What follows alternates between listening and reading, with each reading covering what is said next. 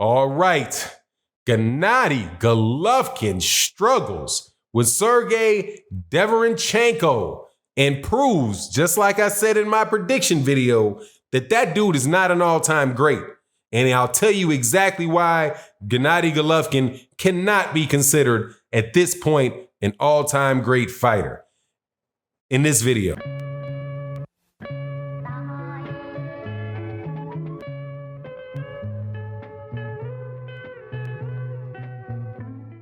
All right, welcome back to the channel, subscribers. If you are not subscribed, please subscribe. Also, thank you to everybody that supports, comes by, watches the videos to the end, comes by the live streams in the live stream community and my Patreons over there on Patreon. Thank you guys so much for your support. Hey man, great fight this weekend. Terrific fight this weekend. Sergey Deverenchenko, Gennady Golovkin fight for a vacant IBF belt in what was an absolutely terrific fight. I did a video beforehand and, to toot my own horn, I'm about to toot it. Toot. That's exactly what I thought was gonna happen. It was gonna go to a decision and Gennady Golovkin was gonna win. Gennady Golovkin was not gonna knock out Sergey Deverenchenko. And the reason that I cited for that is that Sergey Deverenchenko is a top level fighter. And Gennady Golovkin has struggled against every top level fighter that he's ever fought. Gennady Golovkin has a reputation for being they were even calling him an all-time great in the telecast. And I'm telling you right now, that dude is not an all-time great fighter. That's not what all-time great fighters do. All-time great fighters do not struggle with every top fighter that they fight. Gennady Golovkin got that win in that fight. And I don't have a problem with him having won the fight. I'm not gonna have a problem with something I can predict. Sometimes people watch fights and make predictions of fights and just, act like the fight is happening in a vacuum. Like it's being scored in a vacuum. The judges live in a vacuum, right? They don't. People are affected by the reputation of the fighter before the fighter comes in there. And media sell Gennady Golovkin is this big killer who, as soon as he touches you, he's gonna drop you. Big drama show, Mexican style, all that stuff. And I've been convinced that these people in the media and sometimes the judges just see as soon as Gennady Golovkin snaps your head back that you're about to go sleep and give the dude the round. I'm not quite sure what the rationale for these judges are for how they score some of these fights. I watched Gennady Golovkin fight Canelo Alvarez in the first fight, and I'm still to this day. Shout out to Deontay Wilder trying to figure out how people think he got a draw in that fight. A lot of those punches he was throwing punches, and those punches a lot of them were missing, and he was getting countered. But regardless, what I'm talking about here is first, Deverenchenko. I scored the fight for Deverenchenko.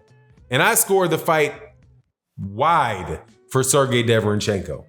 I think that I had to take my own scorecard with a grain of salt because, like I said, I'm looking at Gennady Golovkin with suspect eyes.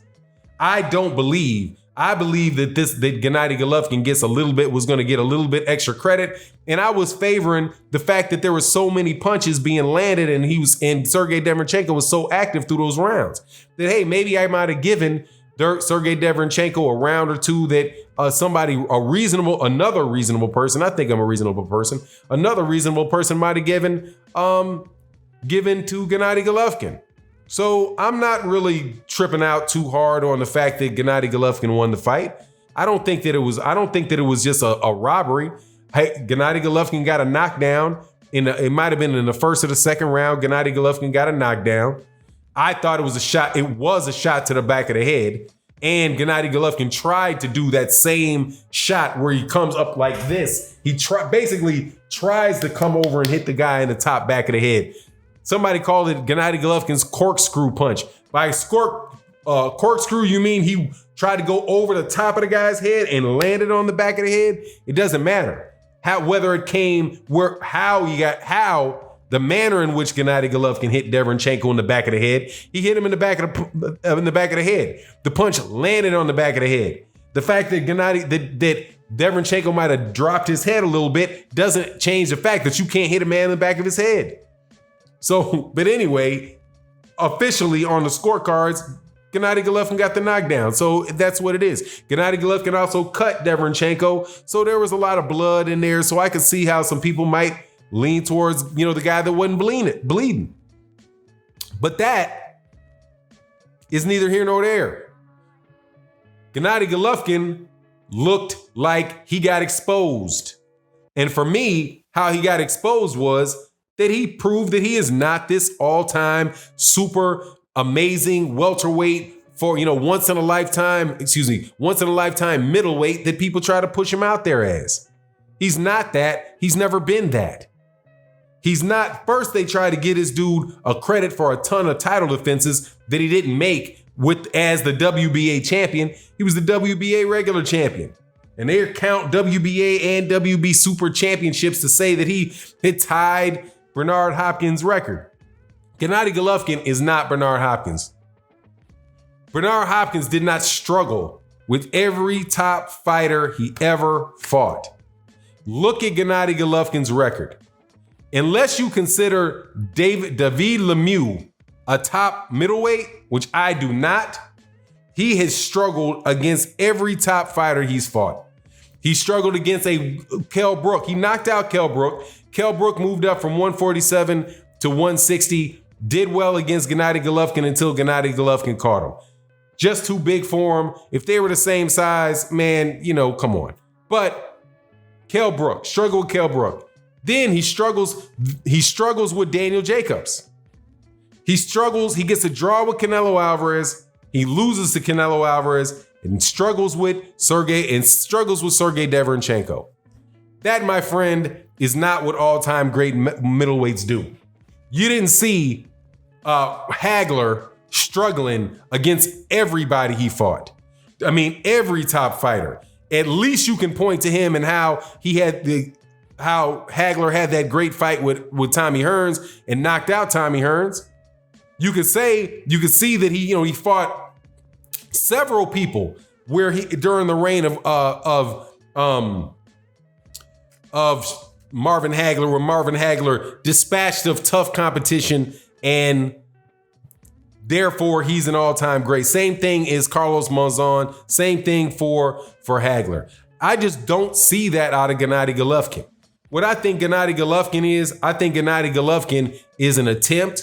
was an attempt by HBO to sell a particular fighter to a particular market, and they tried to give him absolutely positively as much credit as they possibly could. He got a lot of marketing behind him, and people just kind of got convinced that this guy was the end all and be all. He lost to a guy that moved up from 154. In my opinion, he lost to him twice.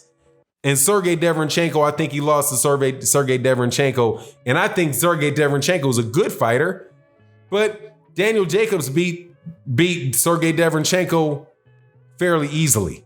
Well, not easily, but he won it going away. It was an easier fight for Daniel Jacobs than it was for Gennady Golovkin. That brings me around to Jamal Charlo and one last issue. Bob Arum said something to the effect of that some of these champions who have these really big names should not be forced to fight their mandatories. Sergey Derevyanchenko and Gennady Golovkin, if you would have asked people a year ago about who's going to win between Gennady Golovkin and Sergey Derevyanchenko, they would say Gennady Golovkin. Gennady Golovkin, easy fight, but it wasn't. I would say the same thing about Matt Korobov. Matt Korobov, people got on Jamal Charlo for having a tough fight with Matt Korobov, but it wasn't as tough as the fight that Gennady Golovkin had against Sergey Derevyanchenko. And I'm not convinced that Matt Korobov wouldn't give Gennady Golovkin just as difficult a fight as Derevyanchenko did. Same thing with Canelo Alvarez and Jamal Charlo. People keep talking about how these mandatory guys, like, what do they do to deserve a shot? Man, they got themselves into a mandatory position. That's what they did to get the shot. And if you're just going to brush eyes a mandatory, who cares? No, these dudes fought to get in that situation. And what the mandatory does with a champion is it's supposed to make sure that you just can't cherry pick yourself and fight your way styles make fight your way all the way to the Hall of Fame, which is pretty much what Gennady Golovkin did for the early part of his career. And certainly there were times when people wouldn't fight him, like Felix Sturm. Felix Sturm, the guy that beat Oscar De La Hoya, didn't want to fight him. But that doesn't make him an all-time great. Anyway, congratulations on Gennady Golovkin for winning that fight.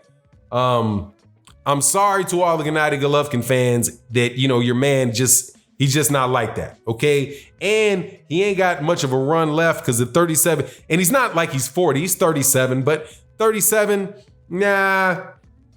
Eventually, I don't think Gennady Golovkin's gonna beat Demetrius Andrade, and I don't think he beats Jamal Charlo based off that performance that I just saw with Sergey Deverenchenko. Let me know what you think in the comment section, and with that, we're out. Peace.